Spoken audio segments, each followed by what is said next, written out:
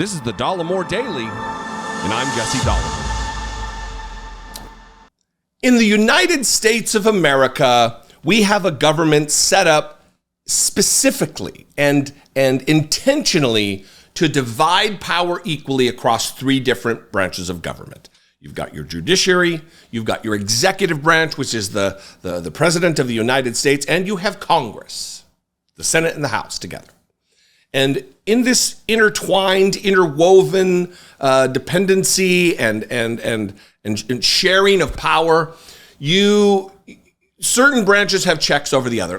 Maybe this is an elementary civics lesson for a pretty educated audience, maybe, but I want to remind everybody what we got going on here. That Republicans right now are putting it on Joe Biden. They are abdicating their duty as a co-equal branch of government, the legislative branch, the branch that writes the laws, creates the laws under which we enjoy our citizenry. Yeah, right? That's how it works. But right now, the Speaker of the House of Representatives, if Joe Biden were to die and Kamala Harris were to die, it would be Speaker Mike Johnson as President of the United States. He's a powerful man, unfortunately. When he's not sharing his porn consumption with his son, his teenage boy, he's trying to be the Speaker of the House.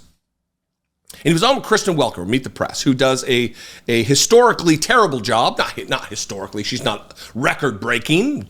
She's an improvement on Chuck Todd, but not much. And even she was perplexed by the answer given by Mike Johnson talking about the border. Because right now in the United States, we are in a situation where Republicans for years have clamored and banged their drums about needing a bill to solve the border crisis, the invasion, they call it. And then when it comes time to actually pass a bill, they say, oh, no, Joe Biden needs to do an executive order. Any other time that Joe Biden would reach for a pen to sign an executive order, it is executive overreach. What is he doing? This is not a dictatorship. Congress has to do this. We have to send you a bill. Then you sign the bill. Go through the normal channels of democracy in our system, right? But now you're going to watch it. Mike Johnson is such a feckless leader, just a coward that doesn't want to take the reins and do the job of Congress. He's saying, well, he just needs to sign an executive order. Watch this moment from yesterday on Meet the Press. Now, Mr. Speaker, you know as well as I do that an executive order would only be met by legal challenges. You have a chance to do something right now. The details we laid out are not rumors. That is based on negotiators who were in the room. Were you offered a briefing on this compromise bill, and will you put it on the floor? Well, when they began to do the negotiation, I suggested immediately after taking the gavel, I suggested to Senate leadership that the House should be involved. We should be in the room. I wanted to send the chairman of our committees of jurisdiction to be a part of that negotiation, and they said, no, let the Senate take care of it. We'll send you something that is palatable. Were you offered a briefing, Mr. Speaker? What we're hearing right now is not. But were you offered a briefing? No, I have not been. No, I've had individual senators call and give me tips and offered things that are going on in the room, but we've not been a part of that negotiation, and I have been absolutely clear from day one, since literally the next morning after having handed the gavel in late October, what the functional equivalents of H.R. 2, what those are, and why that was necessary to solve the problem. I took 64 House Republicans to the border in January. We heard from the people in charge, the Border Patrol agents, the people there, and they said, these are the things that you must do to stem the flow.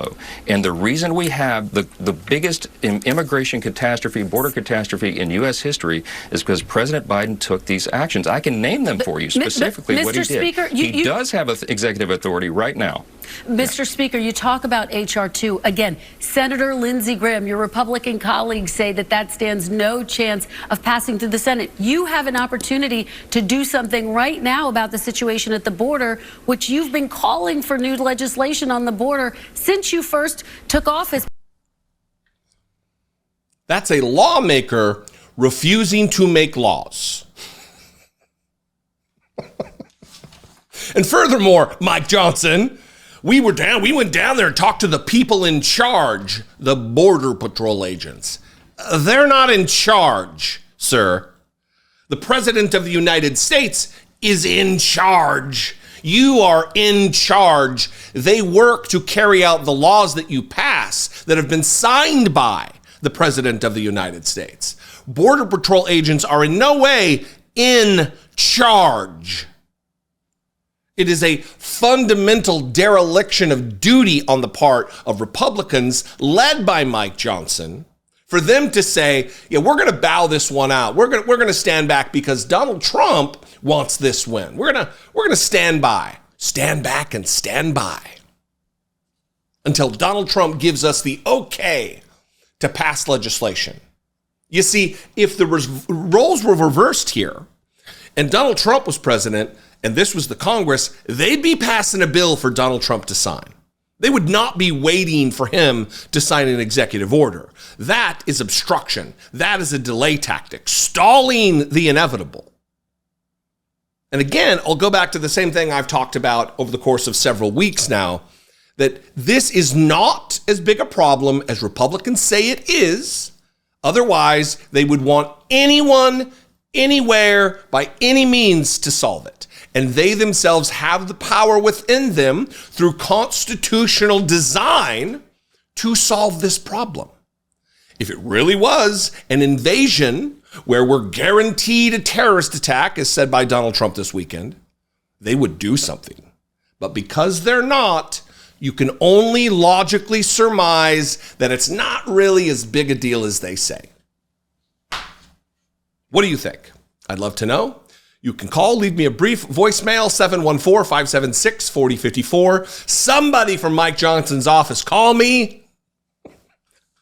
I won't hold my breath for that call. You can also email me daily@dollemore.com if I didn't already say that. If you are interested in supporting this work, helping produce this work, even a member of Mike Johnson's staff, click that join button below, become a channel member for $1.99 a month. That's that little money per month you can help support this work and support independent media in the same breath. It is an important time for what I do and others on this platform do. If I'm not your guy and someone else out there, whether that be Pac-Man or Cousins or somebody else, support them. Independent media, very important, especially this year. You can also hit the super thanks button or go to my Patreon page, patreon.com/IDoubtItPodcast. All of those are great ways to help support this effort, and I would appreciate it very much. Follow me on social media. I'm at Dollemore on Twitter and Instagram and Threads and TikTok and Facebook and Blue Sky. If there is social media, it's likely I'm there. I'm even at Dollemore right here on YouTube. I appreciate you. Thanks for tuning in. Make sure you're subscribed. All the things that YouTubers say to do, that would be great. I appreciate you very much. I'll see you next time. Until then, be genuine and take care of one another.